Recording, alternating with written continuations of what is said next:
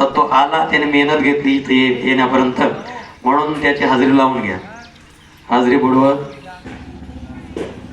शास्त्र असं सांगतं, मरणाच्या शेवटच्या क्षणाला जर भगवंताचं नाम आलं तर त्या माणसाचा मोक्ष होऊन जातो. जीवनभर कशाला देवाचं नाव घ्यायचं, मरणाच्या वेळेस घेऊन टाकायचं. आणि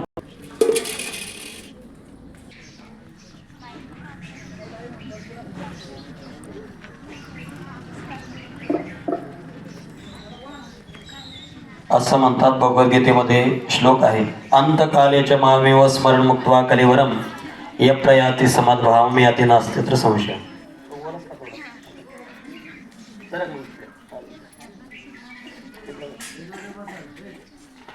भगवद्गीता म्हणते भगवंताचं नाम मुखामध्ये शेवटच्या क्षणी आलं तर त्या माणसाला मोक्षाची प्राप्ती होते.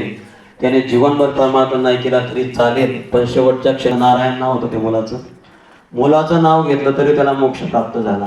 पापी होता, जीवनभर पाप केले, पण संतांचं दर्शन त्याला झालं होतं शेवटच्या क्षणामध्ये, आणि म्हणून त्याला मुखामध्ये भगवंताचं नाम आलं.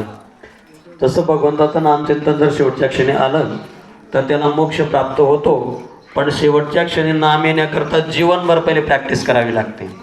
सहजासहजी येईल, कारण शेवटी बुद्धी भ्रमित होते. मरणाच्या वेळेस माणसाला काही समजतं का? बरेच लोक घरातल्याच लोकांना विसरतात मरणाच्या वेळेस, त्यांना आठवत नाही कोण आहे, कोण माझे भाऊ. गीतेमध्ये ज्ञानश्रीमध्ये एक ओवी आहे पहिल्या अध्यायामध्ये, वेदे बहुत बोलले विविध वेद सुचले परिपायते. वेदामध्ये इतकं ज्ञान आहे की त्या ज्ञानाला आपल्याला तेवढं वाचणं शक्य नाही. आमचे गुरुवारी असं सांगायचे, साधारणतः माणसाचं जर 100 वर्षाचं आयुष्य असेल आणि 100 वर्षाच्या आयुष्यामध्ये दररोज 24 तास जरी त्यांनी ग्रंथ पठन केले, दररोज मरेपर्यंत रात्रंदिवस 24 तास दररोज जरी ग्रंथ पठन केले, तरी आपल्या सनातन संप्रदायातील सनातन संस्कृतीतील 1% सुद्धा ग्रंथ माणसाकडून वाचले जाणार नाहीत. म्हणून जास्त वाचण्याची भानगडीत पडू नये. शास्त्र सिद्धांत आपल्याला प्राप्त करता येईल.